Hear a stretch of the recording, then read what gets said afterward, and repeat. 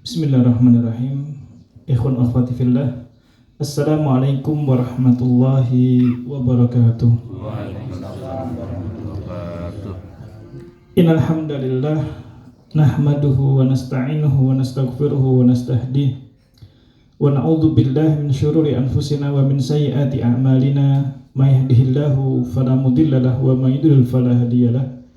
Asyhadu an la ilaha illallah wahdahu la syarikalah wa asyhadu anna Muhammadan abduhu wa rasuluh.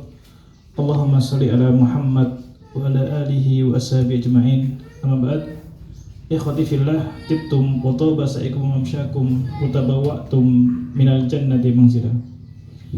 Ikhwati fillah, pertama-tama marilah kita bersyukur kepada Allah Subhanahu wa taala atas karunia yang telah diberikan kepada kita, baik itu dalam bentuk kenikmatan iman, Islam maupun taufik, sehingga kita dapat beribadah hingga saat ini.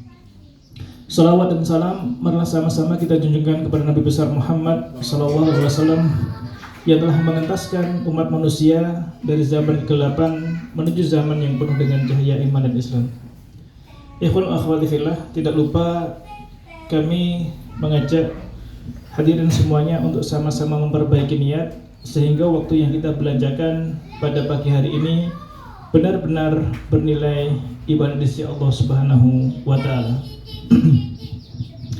Taib ikhwati fillah, pada pagi hari ini kita akan sama-sama membahas terkait dengan fikih, yang mana ini insya Allah hampir setiap tahun kita bahas bersama di sini.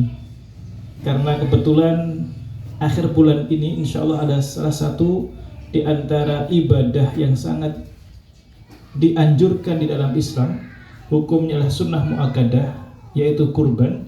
Maka sama-sama kita bahas kembali fikih kurban.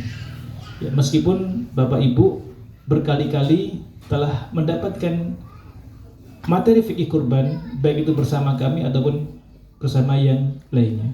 Karena kalau bulan depan itu sudah awal Juli, itu sudah masuk sudah lebih daripada tanggal 9, 10, 11, 12 ya, 13 Zulhijjah ya. Maka kita bahas kembali ini ya.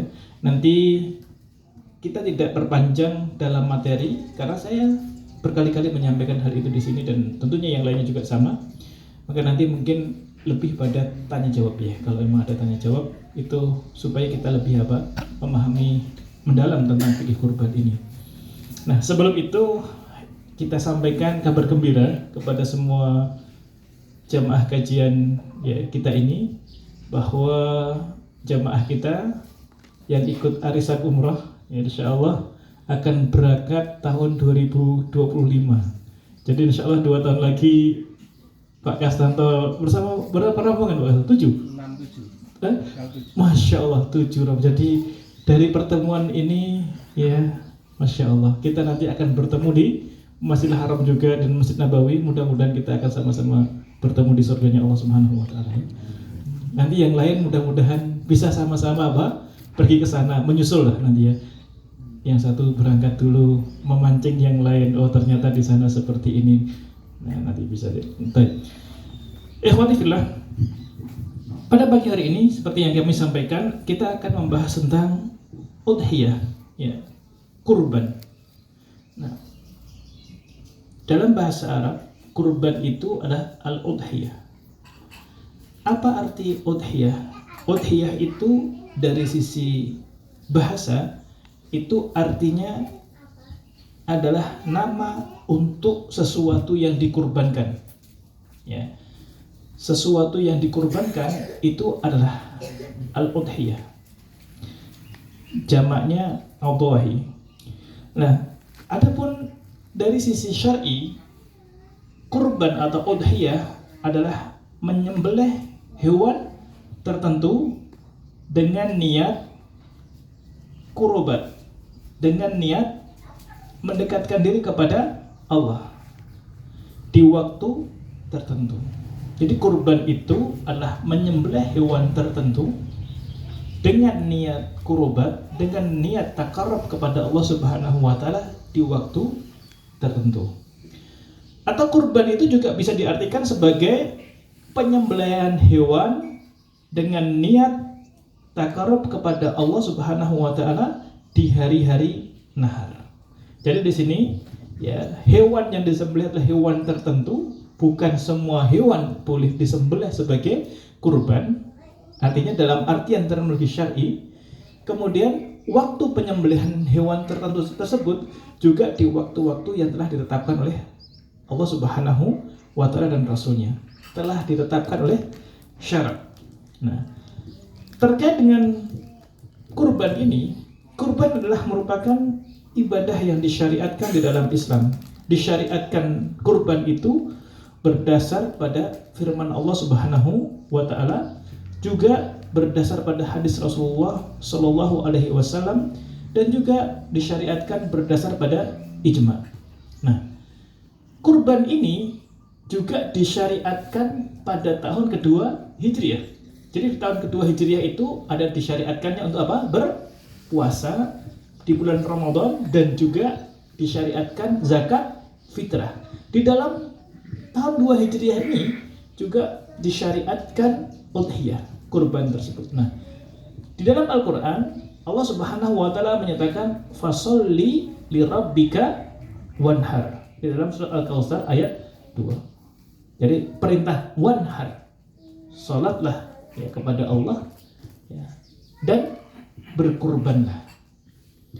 Kemudian ikhwati fillah, berdasar pada hadis ya, Rasulullah SAW menyatakan ma min amali ma amila banu Adam amalan, atau ma amila banu Adam yauman nahri amalan ahabu ilallah ta'ala min iraqatid dam.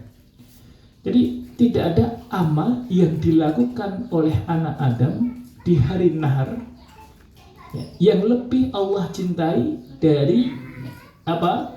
Berkurban, dari menyembelih hewan. Innaha la ta'ti yaumal qiyamati biquruniha wa adlafiha wa ash'ariha wa inad dama la yaqa minallahi azza wa jalla bima kana qabla ayyaqa al-ardi fatibu biha nafsan.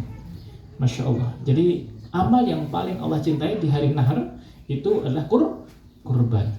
Nanti akan datang di hari kiamat hewan yang kita sembelih itu ya, dengan bentuk yang sempurna. Artinya pahalanya begitu besar ya di hari kiamat nanti itu dari apa yang kita lakukan ya. Kemudian sebelum darah itu sampai di tanah ya, itu apa yang kita lakukan itu telah diterima oleh Allah Subhanahu wa taala. Maka hendaklah kita itu apa? Bersenang dengan apa yang kita lakukan ini. Jadi berdasar pada hadis ini, kurban adalah perkara yang disyariatkan, dilakukan di hari nahar. Juga di dalam hadis Rasulullah menyatakan, doha Rasulullah ada dalam hadis yaitu dari Anas bin Malik. Anas bin Malik mengatakan, doha Nabi SAW bikabsyaini amlahaini akranaini. Rasulullah SAW berkurban dengan 2 ekor domba amlahaini yang warnanya itu apa? Putih. Ya, warnanya itu putih, akranaini. Dia memiliki apa? 2 tanduk. Di dalam hadis yang lainnya juga disebut hasiyaini. Jadi 2 domba yang berwarna putih ya, memiliki 2 tanduk dan dikebiri. Di dalam hadis yang lain ya disebutkan putih dan ada hitamnya. Jadi ini ya menunjukkan bahwa kurban itu adalah perkara yang disyariatkan, dan Rasulullah SAW tidak pernah meninggalkan kurban setelah kurban itu disyariatkan. Kemudian begitu juga berdasar pada ijma ya, bahwa ijma itu ya telah terjadi kesepakatan umat Nabi Muhammad SAW ya, mulai zaman dahulu hingga saat ini kurban adalah perkara yang disyariatkan ya, diperintahkan di dalam Islam. Nah, ikhwati fillah, apa hikmah disyariatkan kurban? Jadi sebagaimana ibadah-ibadah yang lain, ketika diperintahkan di dalam Islam, ia memiliki hikmah. Kayak puasa, la'allakum tattaqun. Salat juga seperti itu. Ya, wa aqimis shalah innas sholata tanha 'anil fahsya'i wal munkar. Kemudian apa? Zakat, khudh min amwalihim shadaqatan tutahhiruhum bihim wa tuzakkihim biha. Tutahhiruhum wa tuzakkihim biha. Khudh min amwalihim shadaqatan tutahhiruhum wa tuzakkihim biha washolli 'alaihim innas sholataka sakanun lahum. Ini adalah apa? Hikmah-hikmah di antara ibadah yang Allah wajibkan kepada kita. Nah, kurban ini juga memiliki hikmah. Dialah ibadah sunnah muakkadah yang hikmahnya itu adalah apa? Untuk apa? Pertama, sebagai bentuk syukur hamba kepada Allah. Jadi dengan kita berkurban itu adalah bentuk apa? Syukur kita kepada Allah Subhanahu wa taala. Allah Subhanahu wa taala memberikan kita nikmat yang begitu banyak. Nikmat cinta kepada Allah, nikmat cinta kepada Rasulullah, iman kepada Allah, kepada Rasulullah, nikmat kesehatan, sampai juga Allah Subhanahu wa taala memberikan nikmat apa? Rezeki yang banyak melimpah. Nah, dari rezeki yang begitu banyak yang Allah berikan kepada kita, yang Allah karuniakan kepada kita, maka kita perlu menyisihkan sekiannya untuk apa? Untuk kurban ini sebagai bentuk syukur atas nikmat-nikmat yang Allah karuniakan kepada kita. Karena salah satu di antara bentuk syukur itu adalah taqarrub kepada Allah. Nah, dengan kita melakukan udhiyah ini, ya, melakukan syukur kepada Allah atas nikmat yang Allah berikan kepada kita, sehingga nikmat yang ada itu akan kekal, bahkan Allah itu akan menambah kenikmatan-kenikmatan yang lainnya. Ini yang pertama. Yang kedua, hikmah daripada dianjurkannya, diperintahkannya untuk berkorban itu sebagai sarana untuk apa? Pengampunan dosa. Jadi kalau kita berkorban itu seperti itu, beramal saleh, ya, dosa-dosa kita akan diampuni oleh Allah Subhanahu wa taala. Baik itu dosa itu dikarenakan karena kita itu meninggalkan hal-hal yang diwajibkan oleh Allah Subhanahu wa taala, atau lalai terhadap hal yang Allah wajibkan kepada kita, atau karena kita tergelincir dalam kemaksiatan. Nah, selain itu, selain ia sebagai sarana untuk kita bersyukur, sebagai sarana untuk menggugur dosa, kurban itu juga untuk apa? Untuk memberi makan orang-orang yang terdekat apa? Di sekitar kita. Kita memberi makan kepada tetangga kita, saudara kita, bahkan untuk keluarga kita. Karena kurban itu ya tentunya kita apa? Kita juga mengambil untuk diri kita dan keluarga kita. Jadi kalau pagi biasanya sarapan pakai apa? Ya pakai pecel gitu kan, pakai tempe, atau sambal bawang. Ketika kurban tiba, maka kita bersama keluarga kita sarapan pakai apa? Pakai daging, sate kambing, apalagi tengkleng kambing. Jadi jangan khawatir, soalnya kambing itu menyehatkan, ya. Gitu. Nanti tensinya tinggi, ya itu nanti bisa dijelaskan oleh Pak Ciptoning ini. Sebenarnya bagaimana itu kambing itu? Karena kambing itu menyehatkan. Sebenarnya yang perlu dikurangi bukan kambingnya, tapi karbohidratnya. Betul nggak Pak Ciptoning? Nah, setuju kan? Nah, gitu. Jadi bagus itu. Nah, karena dia memiliki apa? Tujuan untuk memberi makan kepada keluarga, kepada saudara dan tetangga, maka ulama itu mengatakan bahwa berkurban itu lebih baik daripada sedekah sebesar apa? Nilai kurban itu. Jadi kalau kita itu ya berkurban dengan kambing harganya 3 juta, kambing sekarang ini lebih kurang 3 juta ya, atau 2,5 sampai 3 juta. Kemudian kita berinfak sebesar 3 juta, maka menurut ulama lebih baik berkurban 3 juta itu, karena itu bukan hanya untuk orang-orang du'afa, tetapi juga untuk keluarga kita, orang-orang terdekat kita. Dan di antara sebaik-baik sedekah itu adalah untuk orang-orang yang terdekat dengan kita. Maka seperti itu. Ini diantara perkataan siapa? Imam Ahmad bin Hanbal. Beliau menyatakan berkurban lebih baik daripada bersedekah dengan uang senilai dengannya. Baik. Baik, ikhwati fillah. Selanjutnya, apa itu hukum kurban? Ini saya cepat-cepat saja ya, karena kita setiap tahun hukum kurban, hukum udhiyah. Nah, terkait dengan hukum kurban ini ada 2.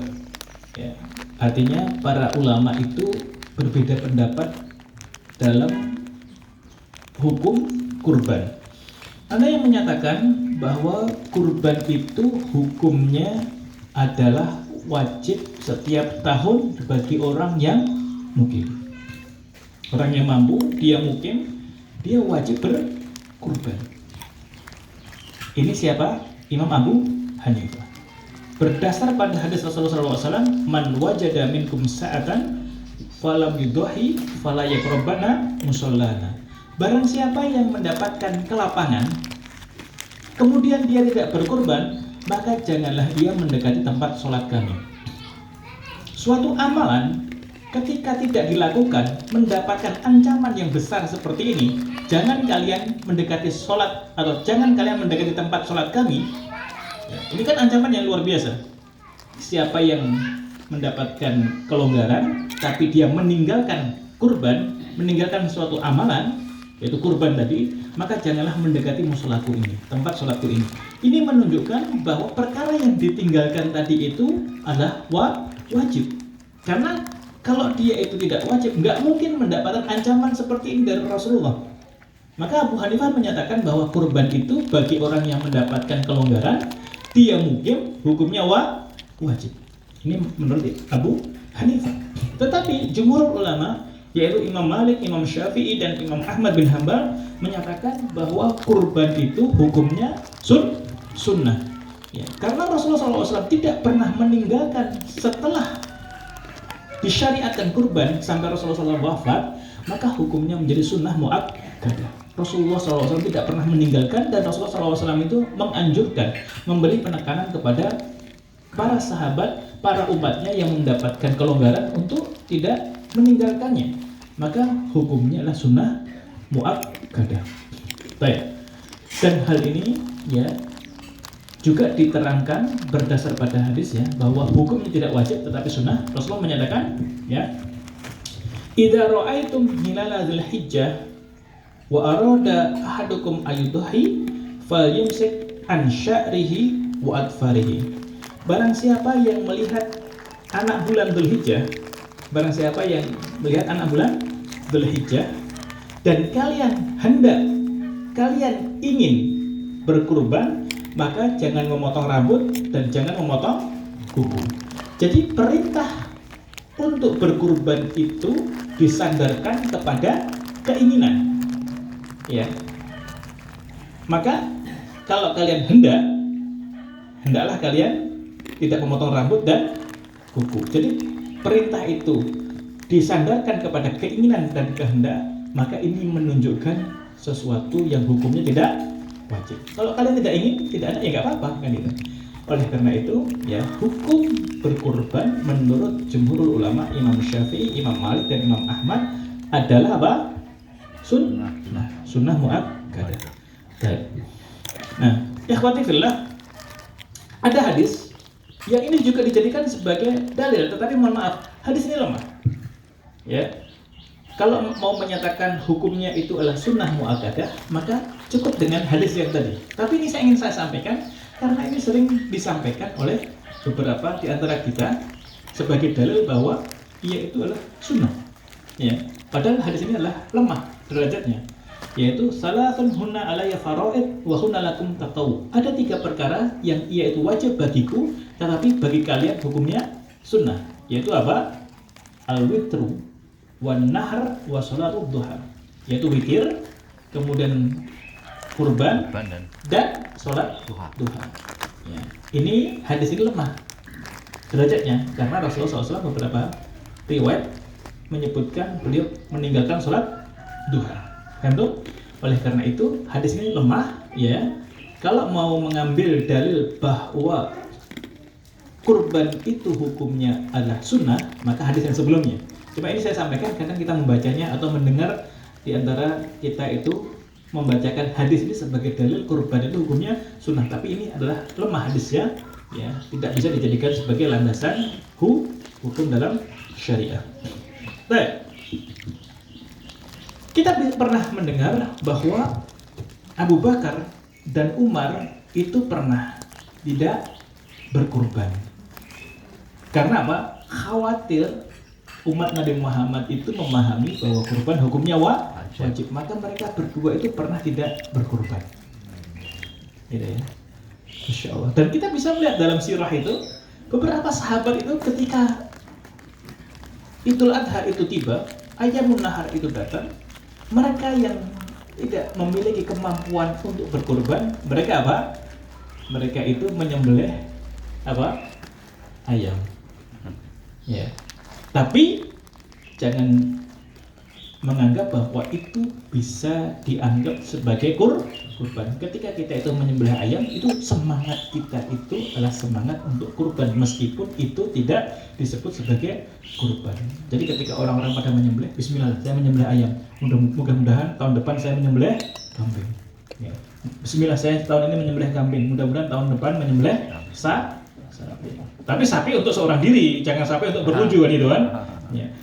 Kambing seorang diri dengan sapi diangkat 7 orang, mana yang lebih baik? Sama-sama. Kalau kambing 1, sapi dari 1 orang, lebih baik mana? Sapi dari 1 orang. Tapi kalau kambing 1 dengan sapi diangkat 7 orang, mana yang lebih baik? Kambing. Nah, lebih baik kambing. Mosok setengah-setengah badai matur itu kayak gitu. Maka nanti Pak Kasranto, suatu saat nanti saya datang, saya nggak memberi materi, saya memberikan kertas saja, ujian. Setiap bulan ketemu, jangan-jangan apa? Pretest. Nanti kemana-mana. Saya, masya Allah ya, mana ibunya Roid ini? Kayak bapaknya Roid juga ada di sini. Wali santri kayaknya ada ya. Ujian syafawi, ujian lisan, kami itu ikut menguji. Istri saya sebagai bagian akademik itu memasukkan saya penguji juga, penguji syafawi. Santri Arahan itu, fikihnya itu, bulughul mahram itu hatam itu. Bulughul mahram apa? Hatam. Maka ibu-ibu nanti ya, bisa jadi 1 tahun 2 tahun yang akan datang yang ngisi di sini adalah bukan saya tapi murid-murid saja. Dan mereka sudah menguasai. Bukunya setelah bulughul mahram itu selesai, Bidayatul Mustahid. Karangan siapa? Ibnu Rushd. Itu apa? Itu adalah perbandingan mazhab. Mereka mau berbicara tentang bagaimana cara bersuci, mazhab Syafi'i, mazhab Ahmad bin Hanbal dan sebagainya, mereka ngelotok itu. Tapi karena pas ujian, gitu kan? Pas ujian, ya. Sekarang mereka, ya akhi, sholli sholat al-kusuf. Peragakan sholat gerhana. Oke, dia bisa. Nah, sholli sholat al-idaini. Idul Adha atau Idul Fitri.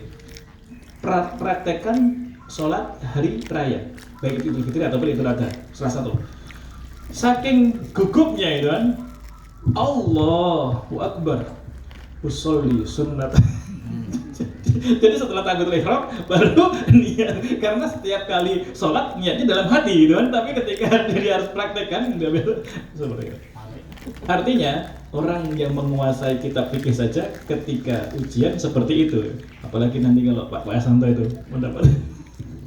Kayaknya perlu Pak Asanto ya. Kayaknya perlu sesekali nanti itu. Jadi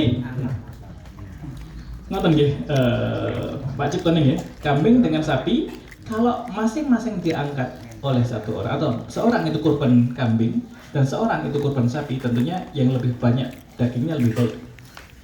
Tapi kalau kambing 1 dari seseorang dan sapi dari 7 orang, maka 1 ekor kambing lebih baik. Karena apa? Rasulullah SAW berkurban dengan 1 ekor kambing. Ya kan? Kalau ceritanya Gus Baha itu 1 kambing, 1 ekor sapi dari 7 orang. Dan nanti kan kalau kita itu didatangi itu naik kambing kan, alhamdulillah sendiri gitu kan. Lah nek dinaiki 7 orang, yang 1 amalnya bagus, yang 1 amalnya nggak bagus, nanti yang 1 masih di neraka nunggu naik sapinya apa sampai dia dikeluarkan. Ngenten-ngenten itu kalau gojek-gojek Gus Baha. Tapi yang jelas bahwa berdasar pada hadis tadi ya, dan menurut pendapat para ulama berdasar pada hadis tadi itu juga, bahwa kalau 1 ekor kambing 1 orang dengan sapi 7 orang, tentunya lebih baik 1 ekor kambing karena itu yang sesuai dengan sunnah. Tapi kalau sapi itu dari 1 orang, karena dia lebih banyak dagingnya, lebih banyak memberikan manfaat kepada orang di sekitar kita, maka itu lebih baik daripada satu ekor kambing. Ini pendapat para ulama ya. Nah, ikhwati fillah, begitu juga ya, kurban ini selain hukumnya sunnah muakkadah, dia juga hukumnya adalah sunnah kifayah menurut Imam Asy-Syafi'i. Artinya bagaimana? Satu ekor kurban itu adalah untuk dia dan juga untuk keluarganya. Ketika kita itu menyembelih satu ekor kambing ya, sebagai kurban dari kita, maka itu juga pahalanya untuk satu keluarga kita. Maka Rasulullah SAW itu ketika menyembelih itu menyatakan, ya ini adalah untukku atau dariku dan dari keluargaku. Yang satu lagi ini adalah dari umatnya Nabi Muhammad SAW. Ya.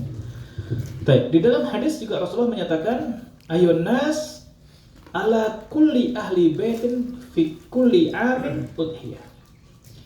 Wahai manusia, bagi setiap keluarga dalam satu tahun itu satu ekor kurban. Ini menunjukkan sunnah kifayah. Maka nanti ketika kita kurban, oh ini dariku satu ekor kambing, ini ibuku, ya, ini istriku, ini anakku, dan tidak perlu seperti itu. Satu itu mencakup satu keluarga. Baik. Ikhwati fillah. Nah, kurban meskipun hukum asalnya adalah sunnah muakkadah, dia bisa berubah menjadi apa? Wajib. Jadi kurban itu hukumnya bisa berubah menjadi wajib. Kapan dia menjadi wajib? Pertama, disebabkan karena nazar. Misalkan kalau nanti anak saya diterima di Universitas Madinah, diterima di Universitas Al-Azhar Kairo, maka saya akan berkurban. Qadarullah ma syaa fa'ala. Anaknya benar-benar diterima di salah satu perguruan tinggi tersebut. Maka bagi orang yang bernazar tadi atau seorang ayah dari anaknya tadi itu wajib berkurban. Man nadzara ayuti Allah falyuti'hu. Barang siapa yang bernazar untuk melakukan ketaatan kepada Allah, hendaklah dia melaksanakan. Tetapi kalau nazar dalam keperluan itu nggak boleh. Sering kami sampaikan bahwa seorang mukmin jangan sering-sering bernazar, karena itu menunjukkan dia adalah orang yang bakhil. Mau berbuat baik menunggu Allah berbuat baik kepadanya. Udah, kalau mau berbuat baik. Nanti kalau saya sembuh, saya akan berkurban. Itu juga jangan saran. Lakukan kebaikan, maka Allah Subhanahu wa taala akan memberikan banyak kebaikan kepada kita. Jadi nazar akan menjadikan kurban yang hukum asalnya itu sunnah muakkadah menjadi wajib. Kemudian yang kedua, kurban bisa berubah menjadi wajib karena apa? Ta'yin. Karena apa? Ta'yin. Penetapan, penentuan. Misalkan seseorang pergi ke kandang kambing milik temannya. Ini akan menjadi kurban milikku. Ini adalah kurban dariku. Maka dengan penetapan tadi, dengan penentuan tadi, dengan ta'yin tadi, kurban itu menjadi wajib baginya. Bisa dipahami ya? Nah, baik. Jadi Ustaz, kemarin saya itu bernazar Ustaz, kalau anak saya itu diterima di kampus ini, saya akan berkurban. Tapi ini saya mohon maaf Ustaz, ini uang saya lagi tipis ini gimana ini? Nah, itu karena sering-sering karena ya nadarnya kayak gitu kan ya, sering mau berbuat kebaikan menunggu Allah berbuat baik padanya, ya sudah kita hitung-hitungan dengan Allah, maka juga Allah perhitungan dengan kita gitu. Jadi nggak usah seperti itu ya. Ikhwati fillah, terkait dengan udhiyah ya, kurban, ada syarat kurban ya, ada syarat kurban bagi orang yang ingin kurban. Apa syaratnya ya? Yaitu adalah orang memiliki kelebihan harta untuk membeli hewan kurban di malam-malam nahar tadi. Jadi orang yang memiliki kemampuan, memiliki kelebihan harta untuk membeli hewan kurban di malam-malam nahar, maka dia disunnahkan ya, dianjurkan untuk berkurban. Nah, sekarang arti mampu itu apa? Ya, mampu itu ya memiliki 200 dirham menurut siapa? Abu Hanifah, atau nisab zakat harta. Berarti lebih kurang, kalau sekarang kalau kita nggak usah pakai, kalau hitungan kita itu kalau emas berarti 85 gram emas. 1 gram itu misalkan 1 juta, maka kalau kita memiliki 85 juta, maka kita dianjurkan untuk berkorban.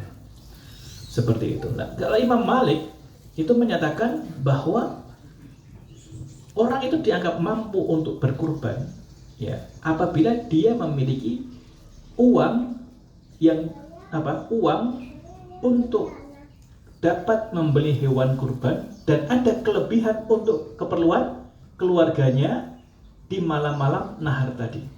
Dan uang untuk beli kurban tadi itu tidak digunakan atau tidak diperlukan untuk kebutuhan pokoknya, kebutuhan daruratnya.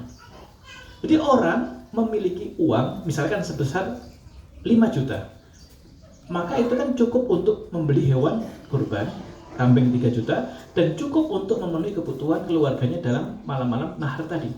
Dan itu tidak digunakan untuk kebutuhan daruratnya, maka dia mampu dan dia dianjurkan untuk berkorban. Ini menurut Imam Malik.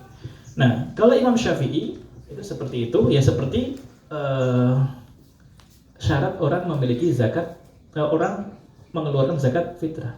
Dia memiliki kelebihan harta, ya, di malam-malam nahar dan tidak diperlukan untuk kebutuhan pokoknya. Hampir sama dengan pendapat Imam Malik tadi. Ini seperti itu. Nah, kalau Imam Ahmad bin Hambal, orang memiliki kelebihan harta, ya, orang yang memiliki kelebihan harta seharga hewan kurban, ya, bahkan atau orang yang dapat mendapatkan uang atau orang yang dapat membeli hewan kurban meskipun dengan cara hutang, itu mampu. Maksudnya bagaimana? Menurut Imam Ahmad ini seperti ini. Orang, ya, dia memiliki uang 3 juta, itu cukup nggak untuk membeli hewan kurban? Cukup. Maka dia disunahkan itu. Nah, dia bisa membeli meskipun berhutang, itu seperti ini. Meskipun seperti misalkan Pak Kastanto, beliau memiliki pendapatan rutin setiap bulannya, tetapi pendapatan rutinnya itu sedang digunakan untuk kebutuhan yang lainnya. Tapi setiap bulan beliau memiliki pendapatan yang rutin. Nah, beliau meminjam kepada seseorang uang 3 juta untuk kurban, tapi 1 bulan, 2 bulan, 3 bulan yang akan datang dia selesaikan itu. Maka itu juga dianjurkan untuk berkurban karena dia dianggap sebagai mampu juga. Mampu membeli meskipun berhutang. Tapi kalau hutangnya tidak ada harapan untuk kembali, ya itu tidak dianjurkan untuk. Kapan antum mengembalikan? Insya Allah 2 bulan lagi, karena saya bulan ini akan mendapatkan gaji, bulan depan akan menerima sertifikasi, akan saya selesaikan. Kan itu. Tapi kapan kamu akan mengembalikan? Ya insya Allah nantilah ketika Allah memberikan saya rezeki. Kapan itu? Ya nanti selesai Allah kapan memberikan saya rezeki. Ya. Itu tidak dianjurkan untuk bisa dipahami ya? Ya, baik. Baik. Kemudian syarat hewan yang dikurbankan. Ya. Yang pertama, ikhwati fillah, dia masuk dalam bahimatul an'am, yaitu binatang ternak yang berkaki 4, kambing, ya, dan yang satu keluarga dengannya, atau kambing dan domba, sapi dan juga boleh unta. Jadi kambing dengan berbagai macam bentuknya, kambing, domba, gitu. Kemudian sapi dan unta. Ya. Hal ini berdasar pada firman Allah dalam surat Al-Hajj ayat 34, A'udzubillahi minasyaitonirrajim. Wa likulli ummatin ja'alna mansakan liyazkuru smallahi 'ala ma razaqahum min bahimatil an'am. Fa ilahukum ilahu wahid falahu aslimu wa basyiril mukhbitin. Jadi di sini Allah Subhanahu wa taala menjadikan hewan-hewan ternak, hewan-hewan berkaki 4 itu sebagai sarana untuk ibadah kepada Allah Subhanahu wa taala.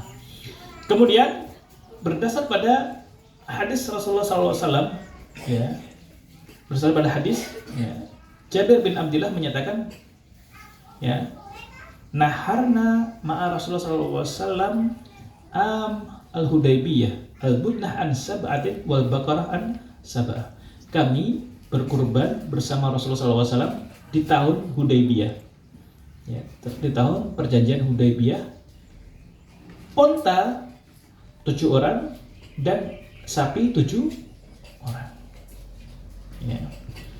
Baik, jadi Masya Allah, ini kita boleh berkorban dengan salah satu dari hewan ternak yang berkaki 4 tadi itu. Boleh unta, boleh sapi, boleh domba, boleh kambing tadi itu. Nah, yang kedua, hewan itu selamat dari beberapa cacat. Ya, binatang itu tidak cacat, yaitu apa? Yang pertama apa? Al-aura, al-bayin auruha. Tidak apa? Tidak buta, yang benar-benar buta. Jadi benar-benar buta.